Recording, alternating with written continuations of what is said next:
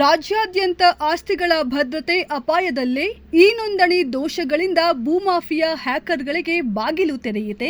ಜನರಲ್ಲಿ ಆತಂಕ, ತಜ್ಞರಿಂದ ಗಂಭೀರ ಎಚ್ಚರಿಕೆ. ರಾಜ್ಯದಲ್ಲಿ ಜಾರಿಗೊಂಡಿರುವ ಪೇಪರ್ಲೆಸ್ ಡಿಜಿಟಲ್ ಇ ನೋಂದಣಿ ವ್ಯವಸ್ಥೆ ಇದೀಗ ಭಾರಿ ವಿವಾದಕ್ಕೆ ಕಾರಣವಾಗಿದ್ದು, ಸಾಮಾನ್ಯ ಜನರ ಆಸ್ತಿ ಭದ್ರತೆ ಗಂಭೀರ ಅಪಾಯದಲ್ಲಿದೆ ಎಂಬ ಆತಂಕಕಾರಿ ಅಂಶಗಳು ಬೆಳಕಿಗೆ ಬಂದಿವೆ. ತಾಂತ್ರಿಕ ದೋಷಗಳು, ಭದ್ರತಾ ಕೊರತೆಗಳು ಹಾಗೂ ಪಾರದರ್ಶಕತೆಯ ಅಭಾವದಿಂದ ಈ ವ್ಯವಸ್ಥೆ ಭೂಮಾಫಿಯಾ ಮತ್ತು ಹ್ಯಾಕರ್ಗಳಿಗೆ ಸಹಾಯಕವಾಗುತ್ತಿದೆ ಎಂಬ ಆರೋಪಗಳು ಕೇಳಿಬರುತ್ತಿವೆ.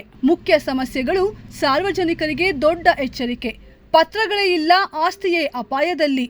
ಈ ನೋಂದಣಿ ಬಳಿಕ ಖರೀದಿದಾರರಿಗೆ ಯಾವುದೇ ಭೌತಿಕ ದಾಖಲೆಗಳು ನೀಡಲಾಗುತ್ತಿಲ್ಲ.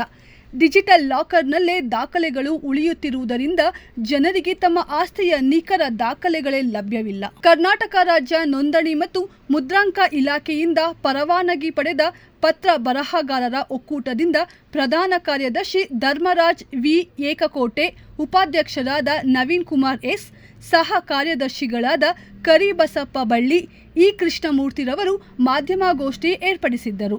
ವಾರಸುದಾರರಿಗೆ ಮಾಹಿತಿ ಇಲ್ಲ, ಆಸ್ತಿ ಕಳೆದುಕೊಳ್ಳುವ ಭೀತಿ.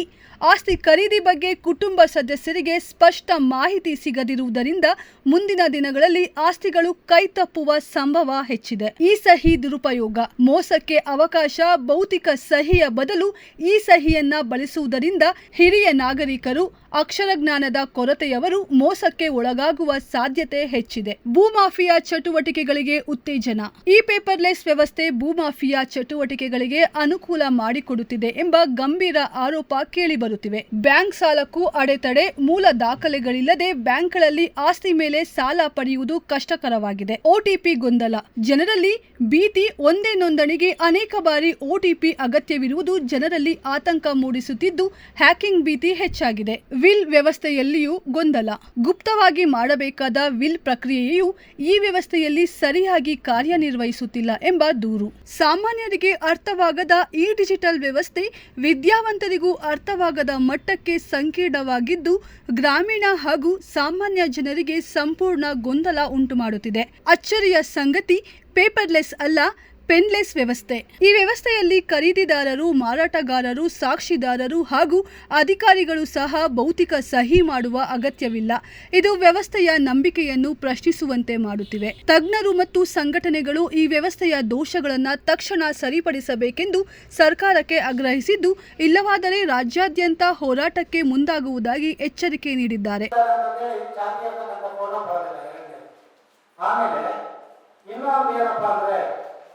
ಯಾರೇ ಸಾಕ್ಷಿದಾರರ ಒಂದು ಸಹಿ ಕೂಡ ಇರೋದಿಲ್ಲ, ಇದು ಕೂಡ ಡಿಜಿಟಲೀಕರಣ ಅಂತ ಮಾಡ್ತಾ ಇದ್ದಾರೆ. ಹಾಗಾದ್ರೆ ಇದೆಲ್ಲ ಆದ್ಮೇಲೆ ಸರ್ಕಾರ ಇದೊಂದು ನೋಂದಣಿ ಆಗಿದೆ ಈ ಪತ್ರ ಅಂತ ಒಂದು ಘೋಷಣೆ ಮಾಡಿ ಇದಕ್ಕೊಂದು ರಾಜಮುದ್ರೆಯನ್ನ ಕೆಳಗಡೆ ಹಾಕಿ ಕೊಡ್ತಾರೆ. ಆದ್ರೆ ಇದು ಎಷ್ಟರ ಮಟ್ಟಿಗೆ ಭೌತಿಕವಾಗಿ ಅಸಲು ದಾಖಲೆ ಅಂತ ನಿಮಗೇನಾದ್ರೂ ಗೊತ್ತಾಗುತ್ತಾ ಇದೆ? ಈ ದಾಖಲೆ ಸಬ್ಮಿಷನ್ ಕಚೇರಿಯಲ್ಲಿ ನೇರವಾಗಿ ಖರೀದಿ ಮಾಡಿರ್ತಕ್ಕಂಥವ್ರಿಗೆ ಕೊಡೋದಿಲ್ಲ. ಅದನ್ನ ಡಿಜಿ ಲಾಕರ್ಗೆ ಕಳಿಸ್ತಾರೆ. ಡಿಜಿ ಲಾಕರ್ಗೆ ಕಳಿಸಿದಾಗ ನಮ್ಮ ನಮ್ಮ ಕರ್ನಾಟಕಾದ್ಯಂತ ಇರ್ತಕ್ಕಂಥ ರೈತಾಪಿ ವರ್ಗದವರಾಗಿರ್ಬೋದು, ಇತರೆ ಜನ ಆಗಿರ್ಬೋದು, ಎಷ್ಟು ಜನಸಂಖ್ಯೆ ಡಿಜಿ ಲಾಕರ್ನ ಬಳಸ್ತಾ ಇದ್ದಾರೆ. ಇದರಲ್ಲಿ ಅಷ್ಟು ಸೆಕ್ಯೂರಿಟಿ ಇದೆಯಾ ಡಿಜಿ ಲಾಕರ್? ಹಾಗಾದ್ರೆ ಅದರಲ್ಲಿ ಮೋಸ ಮಾಡಲಿಕ್ಕೆ ಸಾಧ್ಯನೇ ಇಲ್ವಾ? ಇದು ಎಲ್ಲರನ್ನ ಮನಗಳ ಸರ್ಟಿಫೈಡ್ ಕಾಪಿ ಜೆರಾಕ್ಸ್ ಪ್ರತಿ ರೂಪದಲ್ಲಿ ಬರುತ್ತೆ. ಈ ಜೆರಾಕ್ಸ್ ಪ್ರತಿನ ಎಷ್ಟರ ಮಟ್ಟಿಗೆ ಒರಿಜಿನಲ್ ಅಂತಂದೇಳಿ ಮಾನದಂಡನ ಮಾಡ್ತಾ ಇದೆ ಸರ್ಕಾರ. ಯಾವುದೇ ಬ್ಯಾಂಕ್ನಲ್ಲಿ ಇದಕ್ಕೆ ಮೌಲ್ಯತೆ ಇರುತ್ತಾ? ಜಲ್ದಿ ನಿಮ್ಮ ದಾಖಲೆಗಳಲ್ಲಿ ಯಾವುದಾದ್ರೂ ವ್ಯತ್ಯಾಸ ಆಗಿ ಕಳೆದೋಗಿರ್ತಕ್ಕಂಥ ಒಂದು ದಾಖಲೆ ಸರ್ಟಿಫೈಡ್ ಕಾಪಿ ಕೊಟ್ಟರೆ ಇದು ಅಸಲ, ಇದು ಒರಿಜಿನಲ್ ಅಂತ ಬ್ಯಾಂಕ್ನವ್ರು ಕೇಳ್ತಾರೆ. ಹಾಗಾದ್ರೆ ಇದಕ್ಕೆ ಏನಾಗತ್ತೆ? ಎಷ್ಟರ ಮಟ್ಟಿಗೆ ಇದು ಸಮಂಜಸವಾಗಿದೆ? ಯಾವುದೇ ಕಾರಣಕ್ಕೂ ಸರ್ಕಾರ ಪೇಪರ್ಲೆಸ್ ಅಂತ ಹೇಳ್ತಾ ಇದೆ. ನಾವು ಯಾವುದೇ ದಾಖಲೆ ತಗೊಳ್ಬೇಕಾದ್ರೆ ಪೇಪರ್ ಮೇಲೆ ಪ್ರಿಂಟ್ ತಾನೇ ತಗೊಳ್ಳೋದು. ಪೇಪರ್ ಇಲ್ಲದೆ ನಾವು ತಗೊಳ್ಳಕ್ಕೆ ಸಾಧ್ಯನಾ? ಇದು ಕೂಡ ನಾವು ಮನೆಗಾಣಬೇಕಾಗುತ್ತೆ. ನಮ್ಮ ಅಧ್ಯಕ್ಷಗಳು ಹೇಳಿದ್ದಾರೆ, ಯಾವುದೇ ಸಹಿ ಕೂಡ ಇರೋದಿಲ್ಲ. ಪ್ರತಿ ಪೇಜಲ್ಲೂ ಯಾವ ಮ್ಯಾಟರ್ ಇರುತ್ತೆ ಅಂತ ಯಾರು ಅಥೆಂಟಿಕೇಶನ್ ಮಾಡೋದಿಲ್ಲ. ಇಲ್ಲಿವರೆಗೂ ನಮಗೆ ಡಾಕ್ಯುಮೆಂಟ್ ಅಂತಂದ್ರೆ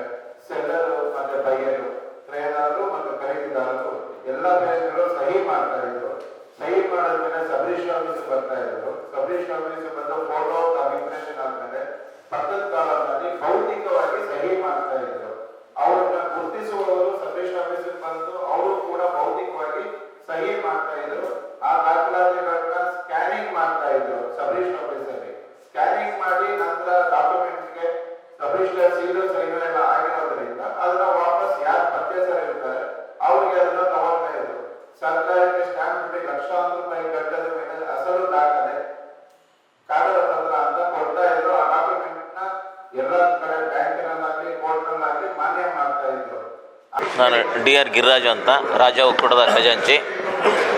ಈಗ ನಮ್ಮ ಪ್ರಧಾನ ಕಾರ್ಯದರ್ಶಿ ಹೇಳಿದಂಗೆ ಪೇಪರ್ಲೆಸ್ನಲ್ಲಿ ಯಾವುದೇ ಭೌತಿಕ ಸಹಿ ಇಲ್ಲದಲೇ ಈ ಚಾಲನೆ ಮಾಡಿದ್ದಾರೆ. ಈ ಪೇಪರ್ಲೆಸ್ ಬಗ್ಗೆ ನಮ್ಮ ವಿರೋಧ ಇಲ್ಲ. ಪೇಪರ್ಲೆಸ್ನಲ್ಲಿ ಪತ್ರ ಬರಹಗಾರರು ಸಹ ಮಾನ್ಯತೆ ನೀಡಿ ವಿಕಲಾಂಗಿಗೆ ಹಾಗೂ ಡಿಜಿಟಲ್ ಸೈನ್ ಆಗಲಿ ಯಾವುದಕ್ಕಾದರೂ ಅವಕಾಶ ಮಾಡಿಕೊಟ್ಟು ಇರತಕ್ಕಂಥ ಲೋಪದೋಷಗಳನ್ನು ಸರಿಪಡಿಸಬೇಕಾಗಿ ರಾಜ್ಯ ಸರ್ಕಾರಕ್ಕೆ ಮನವಿ ಮಾಡ್ಕೊಳ್ತೀವಿ. ಇದನ್ನು ಪುರಸ್ಕರಿಸದೆ ಇದೇ ಮುಂದುವರೆದರೆ ನಮ್ಮ ರಾಜ್ಯ ಒಕ್ಕೂಟದಿಂದ ರಾಜ್ಯಾದ್ಯಂತ ಇರತಕ್ಕಂಥ ಎಲ್ಲ ನಮ್ಮ ಪತ್ರ ಬರಹಗಾರರು, ಅವರಿಗೆ ಅವಲಂಬಿತರಿರತಕ್ಕಂಥವರು ಎಲ್ಲರೂ ಸೇರಿ ಉಗ್ರ ಹೋರಾಟ ಕೈಗೊಳ್ತೀವಿ ಅಂತ ಮತ್ತೊಮ್ಮೆ ನಾನು ಹೇಳ್ತೀನಿ. ಈ ದಿವಸ ರಾಜ್ಯ ಸರ್ಕಾರ, ಕರ್ನಾಟಕ ಕಂದಾಯ ಮತ್ತು ಇಲಾಖೆ ವತಿಯಿಂದ ಆಗಿರತಕ್ಕಂಥ ಪೇಪರ್ಲೆಸ್ ಬಗ್ಗೆ ಸರ್ಕಾರ ಸಾರ್ವಜನಿಕವಾಗಿ ಯಾವ ರೀತಿ ಕೆಲಸಗಳನ್ನು ಮಾಡ್ತಾ ಇದೆ, ಪತ್ರ ಬರಹಗಾರರಿಗೆ ಎಷ್ಟು ತೊಂದರೆಯನ್ನು ಮಾಡಿದೆ ಅನ್ನೋದ್ರ ಬಗ್ಗೆ ಮೊನ್ನೆ ನಡೆದಂಥ ಚಾಮರಾಜನಗರದ ಅಲ್ಲಿ ಆಗಿರತಕ್ಕಂಥ ಪೇಪರ್ಲೆಸ್ನ ನೋಡಿದರೆ ಅದರಲ್ಲಿ ಯಾವುದೇ ಖರೀದಿದಾರರಾಗಿರಲಿ ಮತ್ತು ಕೊಟ್ಟವರಾಗಿರಲಿ, ಸಾಕ್ಷಿದಾರರ ಸಹಿ ಆಗಿರಲಿ ಯಾವುದೂ ಇಲ್ಲ. ಹಾಗಾದರೆ ಭೌತಿಕವಾಗಿ ಅದರ ಅಸಲು ಪ್ರಕ್ರಿಯೆಯನ್ನು ಯಾವ ರೀತಿ ನಾವು ಗುರುತಿಸಬೇಕು, ಇದೆಲ್ಲದನ್ನು ಒಳಗೊಂಡು ಮತ್ತು ನಾವು ಸುಮಾರು ವರ್ಷಗಳಿಂದ ರಾಜ್ಯ ಮಹಾರಾಜರ ಕಾಲದಿಂದನೂ ಪತ್ರ ಬರಹಗಾರರಾಗಿ ಕಾರ್ಯವನ್ನು ನಿರ್ವಹಣೆ ಮಾಡ್ತಾ ಇದ್ದೀವಿ. ಪತ್ರ ಬರಹಗಾರರಿಗೆ ಈ ಪೇಪರ್ಲೆಸ್ನಲ್ಲಿ ಎಲ್ಲಿಯೂ ಒಂದು ಸ್ಥಾನಮಾನವನ್ನು ಕಲ್ಪಿಸಿಲ್ಲ. ಅವ್ರದ್ದೊಂದು ಅಥೆಂಟಿಕೇಟೆಡ್ ಆಗಿ DSC ಸಿಗ್ನೇಚರ್ ಮಾಡೋದಾಗಲಿ, ಡ್ರಾಫ್ಟಿಂಗ್ ಆಗಲಿ, ಮತ್ತೊಂದಾಗಲಿ ಮಗದೊಂದಾಗಲಿ ನಮ್ಮನ್ನು ಕಡೆಗಣಿಸಿದೆ ಈ ಸರ್ಕಾರ. ಈ ಸರ್ಕಾರ ನಮ್ಮನ್ನು ಕಡೆಗಣಿಸಿರೋದ್ರಿಂದ ನಾವು ಮುಂದಿನ ದಿನಗಳಲ್ಲಿ ಇದನ್ನು ಏನಾದರೂ ನಮ್ಮನ್ನು ಗುರುತಿಸಿ ಈ ಒಂದು ಪೇಪರ್ಲೆಸ್ ಕಾವೇರಿ 3 ಒಂದು ಡಿಜಿಟಲ್ ವ್ಯವಸ್ಥೆ ಒಳಗೆ ನಮ್ಮನ್ನು ಕೂಡ ಒಳಗೊಂಡಂತೆ ಅಧಿಕೃತವಾಗಿ ಪತ್ರ ಬರಹಗಾರರು ಕೂಡ ಇದರೊಳಗೆ ಇದ್ದಾರೆ ಅನ್ನೋದನ್ನು ಅವರೇನಾದರೂ ತಗೊಳ್ಳಿಲ್ಲ ಅಂದರೆ ಮುಂದಿನ ದಿನಗಳಲ್ಲಿ ನಾವು ಕರ್ನಾಟಕ ರಾಜ್ಯಾದ್ಯಂತ ಇರತಕ್ಕಂಥ ಎಲ್ಲ ನೋಂದಣಿ ಇಲಾಖೆಗಳನ್ನು ಬಂದ್ ಮಾಡಿ ಉಗ್ರ ಹೋರಾಟವನ್ನು ಹಮ್ಮಿಕೊಳ್ತೀವಿ. ಅದಕ್ಕೆ ರಾಜ್ಯ ಸರ್ಕಾರ ಈ ಒಂದು ಅವ್ಯವಸ್ಥೆಯನ್ನು ಆಗೋದನ್ನು ತಡಿಬೇಕಾದರೆ ಈ ಕೂಡಲೇ ನಮ್ಮ ಪತ್ರ ಬರಹಗಾರರ ಅಸೋಸಿಯೇಷನಿಂದ ಹಲವಾರು ಬಾರಿ ಮನವಿಯನ್ನು ಕೊಟ್ಟಿದ್ದೇವೆ. ಸಂಬಂಧಪಟ್ಟಿರ್ತಕ್ಕಂಥ ಅಧಿಕಾರಿಗಳಿಗೆ ನಮ್ಮ ಮನವಿಯನ್ನು ಪುರಸ್ಕರಿಸಿ ಈ ಪೇಪರ್ಲೆಸ್ ಕಾನ್ಸೆಪ್ಟ್ನಲ್ಲಿ ನಮ್ಮನ್ನು ಕೂಡ ಅಧಿಕೃತ ಪತ್ರ ಬರಹಗಾರರಾಗಿ ಘೋಷಣೆ ಮಾಡಬೇಕು, ನಮಗೆ ಆಗಿರ್ತಕ್ಕಂಥ ಪ್ರತ್ಯೇಕ ಲಾಗಿನ್ ಐಡಿಯನ್ನು ನೀಡಬೇಕು ಅಂತೇಳಿ ಈ ಮೂಲಕ ಆಗ್ರಹವನ್ನು ನಾನು ಮಾಡ್ತಾ ಇದ್ದೀನಿ.